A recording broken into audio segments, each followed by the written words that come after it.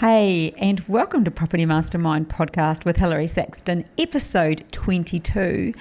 And today we're going to be talking about how COVID has changed house designs. So if you're a developer or thinking about developing, buying or selling, or even just into property, you might want to tune into this one to make sure that what you're producing is, perhaps we could call it COVID compliant. So let's jump right in.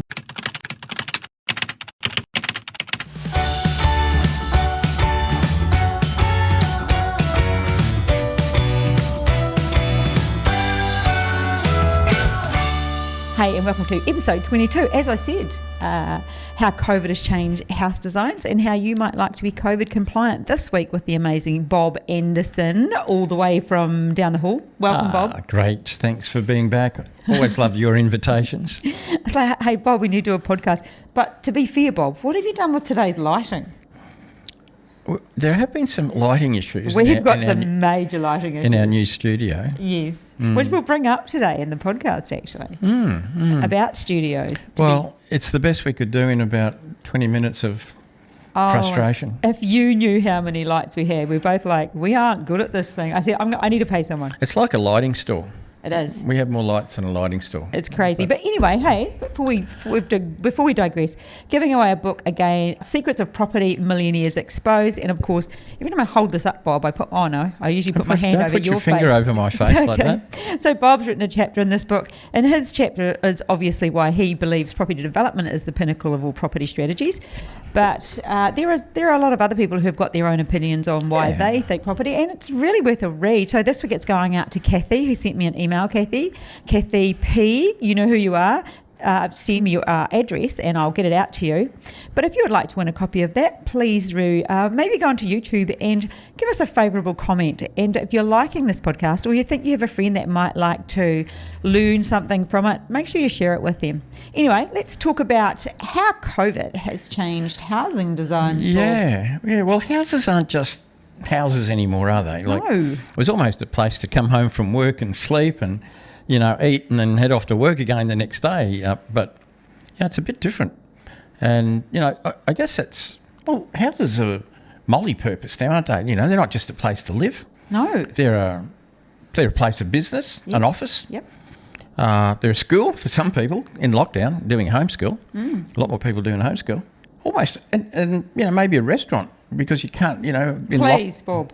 Who is using their house as a restaurant? Well, what I was thinking is that, the people that have been locked down haven't been able to get out to a restaurant. Right. Have gone into some, upgraded their cooking skills. Hey, you'll remember back in, just when we were in our early lockdown, you and I, we went on a date on our front balcony. We both dressed up, we got Uber Eats in, we set up candles and a big table. That was pretty funny, and we had a date on the balcony. Yeah, we did. And that's when you could get deliveries at that particular time. Yep. But you couldn't go and sit at a restaurant. So we chose one of our favourite restaurants, got all the food delivered, had the music happening, had the French champagne happening. Yeah, it was all great. All at home on the deck. Yeah, so, okay, I'm with you then. Yeah, so definitely that's what I'm they can be restaurants. Yes, yeah, I agree. Not with my cooking skills. No, not with your cooking. Home is not a restaurant when I'm in the kitchen, that's for sure. Unless you like pancakes and, wheat bix and milk and stuff. Oh, those last pancakes you made were terrible. Yeah, a bit tough, eh? Ugh. Anyway, doesn't matter.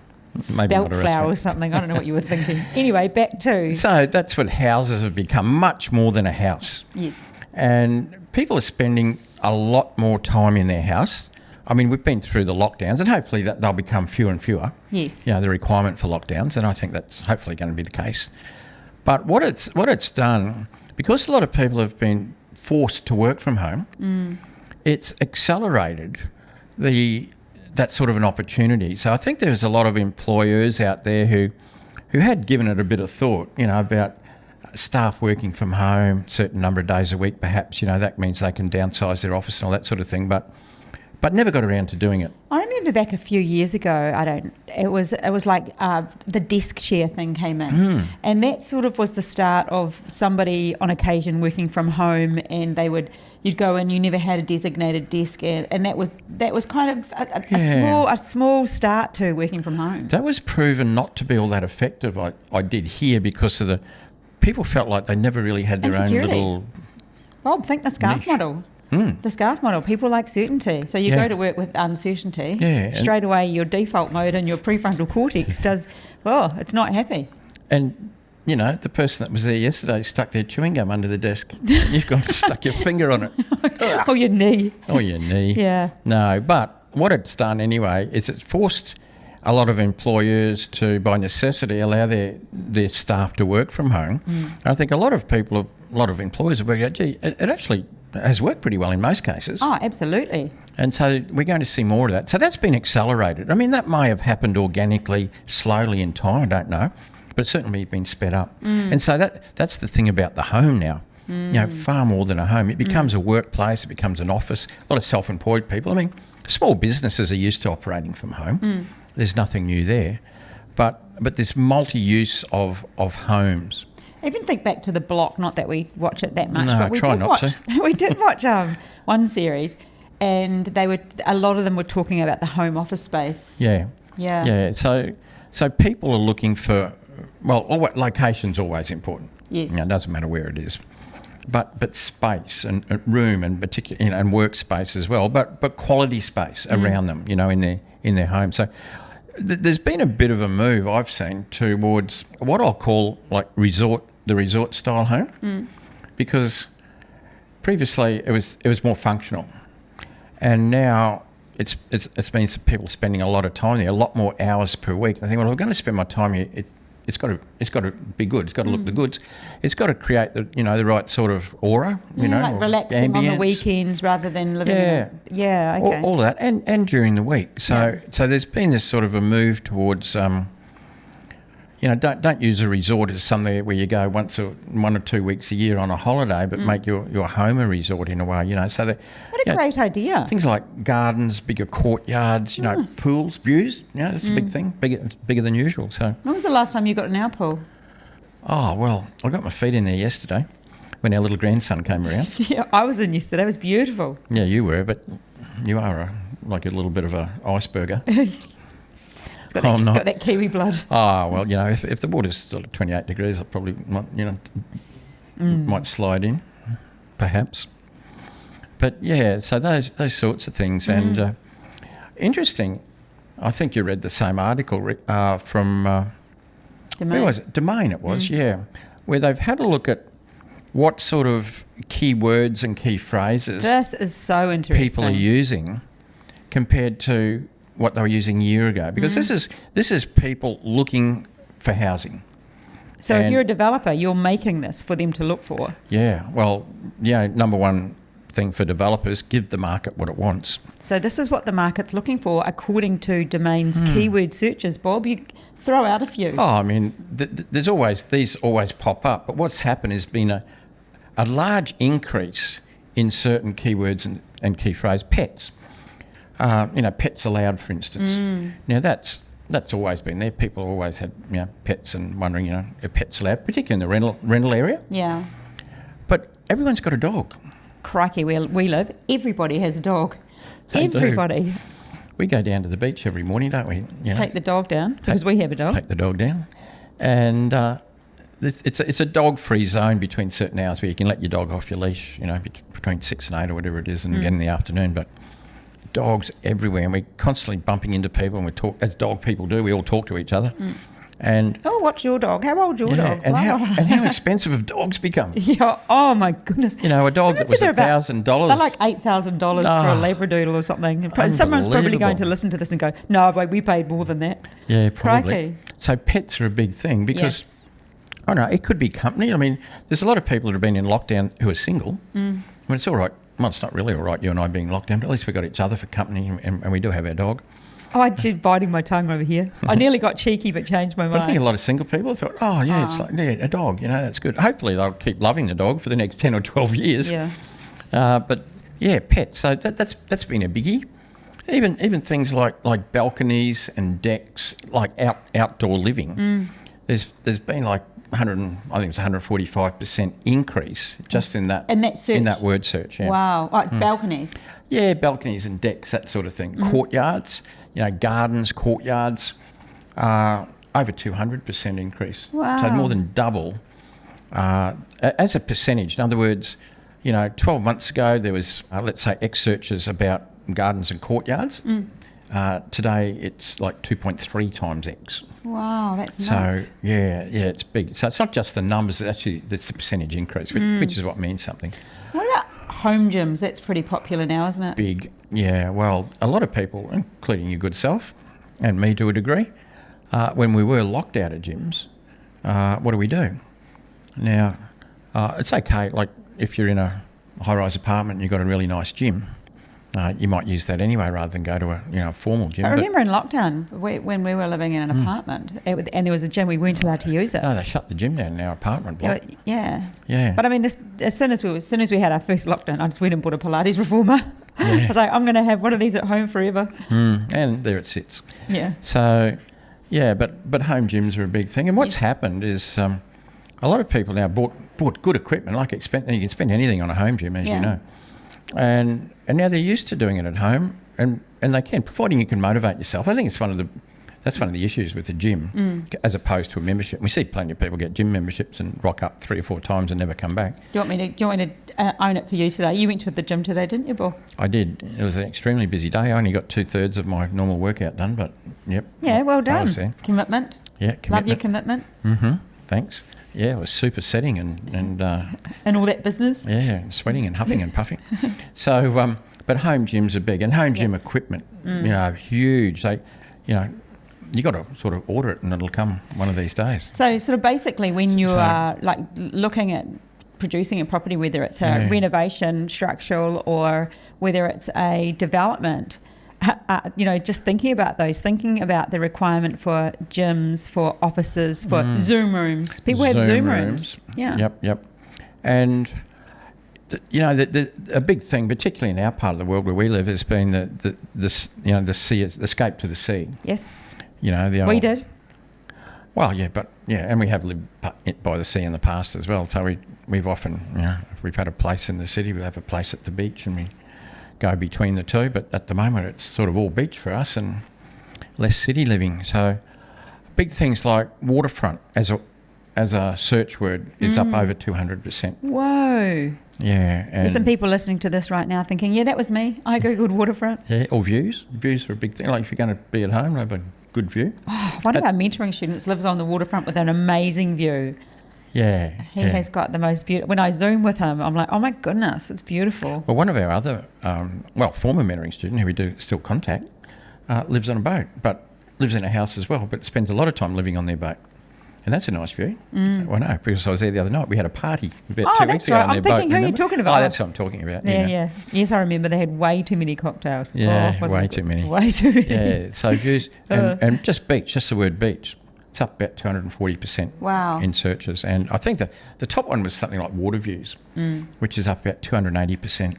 280%. So when I was talking before about lifestyle home, lifestyle design, we're talking about lifestyle as well. Yeah. Now, the lifestyle that we live at home, not the lifestyle that we live away from home. Because in the past, a lot of it's been, lifestyle is home, it's got bedrooms, it's got kitchen, you can eat. But your lifestyle a lot of the time has been held away from that. Yeah. But now people are looking for lifestyle at home, and hence that sort of resort, beachy sort of thing. And that's been carried on beyond property. When you think of the way four-wheel drives, so much stuff's gone up in value. Four-wheel drives and boats and jet skis. Jet skis, yeah. Yeah, as we know, we look outside, what do we got? Four-wheel drives, boats and jet skis. But, all that sort of stuff. But we're selling the jet ski. Does anyone want a jet ski? We were pre-COVID, anyone want a jet ski. It's a gun set up for fishing. Set up for fishing, yeah. Can't be catching marlin off a jet ski. We're not supposed to be talking about sales. No. But as a result, this whole movement, I suppose you could call it, it's a good way to talk about it, it's brought in a lot of requirements, I guess, in design. So we've seen people respond. We've seen architects, building designers respond to it. We've seen the project builders in their home designs. I'm talking about sort of builders that have display, go into display villages and that sort of thing. And we've seen this. And so, one of the primary things these days, like we talked about, is the office. Yeah. And bigger, not the the little study nook, a real office, a real I said desiccated. Talking about coconut now. Designated office, big enough. Desk, maybe 2 desks, photocopier, fully decked out, so a real live office, you could say. You talked about home gyms before. A lot of people now are looking for like a gym room, so they can permanently set up their probably multi-point gym. It's sort of what a lot of people will be doing, right? A lot of free weights. Not real good when you drop a free weight through the floor. You're trying to squat with 300 pounds and it falls off, and then bang, there you go. But home gyms, yeah, and it's sort of that. I suppose you call them multi-purpose, multi-use rooms that can be used for different purposes, even, you know. And a lot of having a lot of the, new designs due to the COVID. What did we call it? The COVID requirement or whatever it was. But a lot of those are having the dual living rooms, aren't they? Yeah. Really popular. Well, even down to duplexes, let's say a typical duplex, and even the better townhouses now, a lot of them have a living downstairs and a living upstairs. I mean, that's not brand new. It didn't suddenly happen when COVID happened. But it's just a lot more. It's almost like it's almost a norm, wouldn't you say? It's almost a requirement in a lot of places. And we're working on some of those upmarket duplexes ourselves with some of our mentoring students, and they've all, they're typically, 3 bedrooms or sometimes 4, but always living up and down. But with that, finding that extra space there comes the sort of potential issue of making sure there's enough storage, because crikey, if you're a woman, don't you just love storage? And the more storage you have, the more stuff you store. Yeah. And I mean, even in houses, we've always had, many years ago, a normal house had a single garage, and then later on we got a double because there's more families had 2 cars instead of 1. And then we saw some triples, but I'm seeing a number of those coming back because... Really? Well... The storage. It might not even be a full garage. It might be a 2.5, but it could be the jet ski. Yeah. Or it could be a triple with a boat. Or just extra cupboards and stuff. All that. Oh, yeah. I mean... Well, even those, I know my son, him and his wife have got that pull down and they climb up the ladder into the attic. Into the attic for storage. Yeah, it's like a loft. You could actually almost use it as a small office. Yeah. But theirs just pulls down. That's pretty cool. Great storage. Everybody's got more toys. Yes. I mean, we're even mad enough. We've got 3 cars, a boat and a jet ski out, here. So, like... You've got more stuff, just in case you need it. More toys and stuff that people have. But... So that storage is a big thing. People have got more things, more stuff, and you've got to store it somewhere. And then if you've got children, you've got buggies and pushchairs and stuff like that. Where does all that stuff go? Yeah. But and the outdoor, those outdoor living spaces. Where we come from, we're in Queensland, so it's very much an indoor-outdoor sort of place, and it always has been. But I'm seeing it a lot more even in the southern states. That sort of integration between the outside and the inside, what we used to call a seamless integration. Nice. Where you didn't have this is indoor and that's outdoor, it sort of flows. And because people are at home and they're spending more time at home, but even people that are working from home, just to have breaks. And you do that now. Like, you're pretty good at that. You'll go upstairs and just switch off.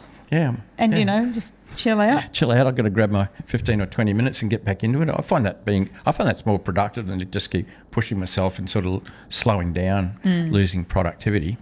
And that's something that we practice a bit. Give it a burst for 45 and then have a 10-minute break is better than like trying to work flat out for hours. So yeah, that open space that sort of goes with that whole resort style thing in the indoor-outdoor areas.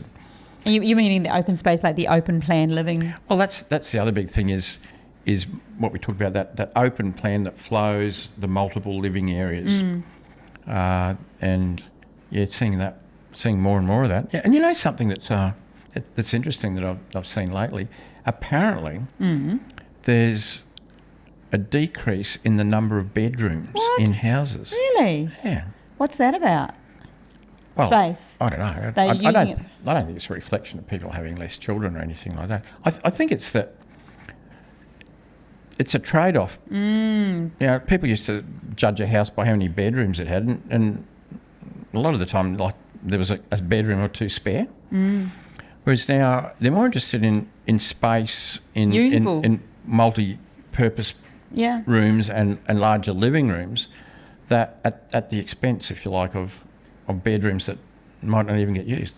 Yeah, that actually makes sense. So all food for thought when you're doing a development or thinking about a development or maybe a structural reno.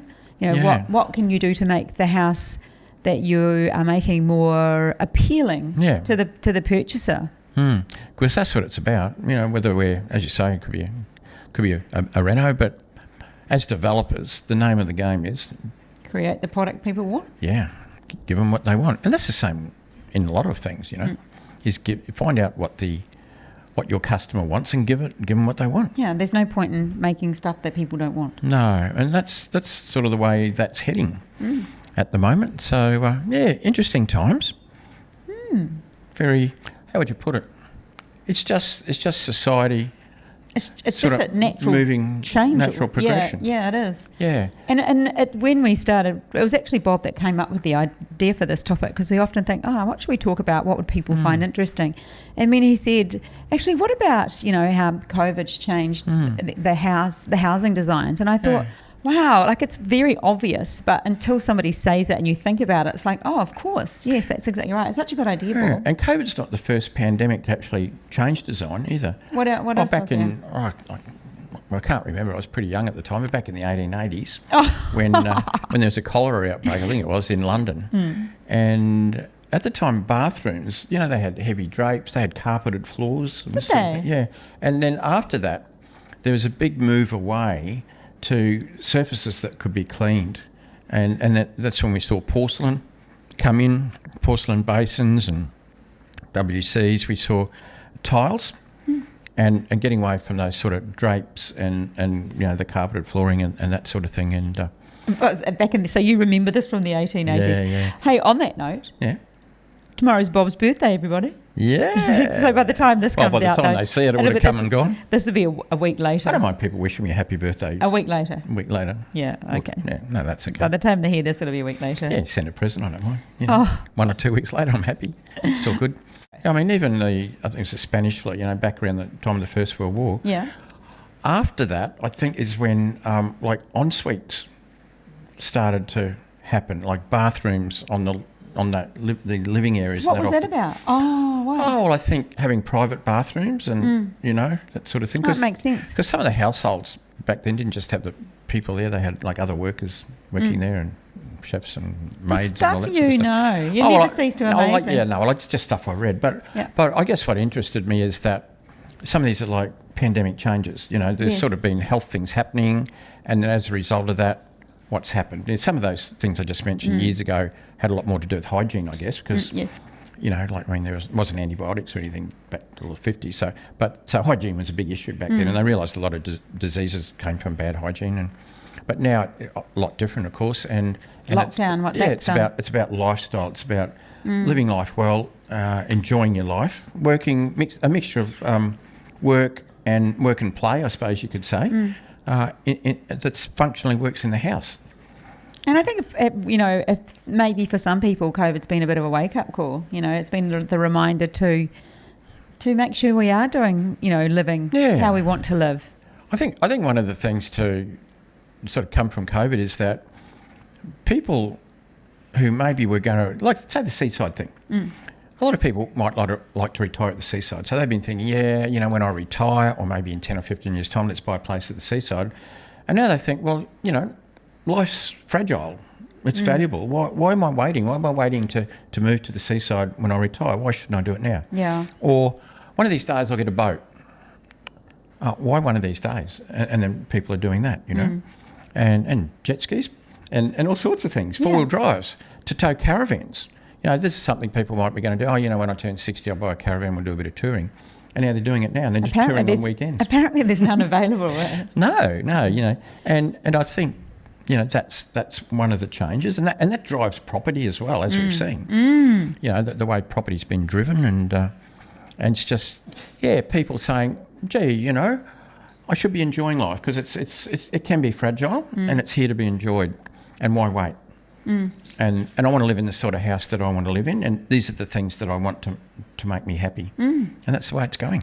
So let's give it to them and make them happy as developers. Yes, developers, go out there and just remember that pets, balconies, gardens, internal laundry, study areas, waterfront gyms, views, beaches, everything. All of that stuff, offices, Zoom rooms, all of that stuff is now potentially a requirement. So if you've you're thinking about the design of what you might create, well then maybe it's something you should consider. I think that's it, Bob. I think in summary, what would you like to wind up with?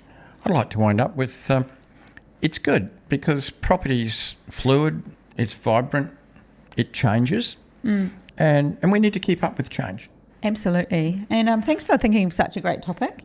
And from me and everybody else that hears this, happy birthday for tomorrow, even though thanks. Even though I'll be here for happy birthday tomorrow. And just a reminder to everyone that we have our 3-day online workshop coming up, the last one for this year, which will be held on November the 12th, 13th and 14th. That's Friday, Saturday, Sunday. If you're interested in attending that, make sure you get in early so you do receive your pretty cool workshop pack, because it won't be live. You receive a pretty cool workshop pack in the mail, via mail. So, if you're interested, just send me an email, hillary@propertymastermind.com.au or admin@propertymastermind.com.au. Kathy, remember to send me an email with your address to receive your copy of this book. And we will see you at episode 23 next week. Bye for now. Bye.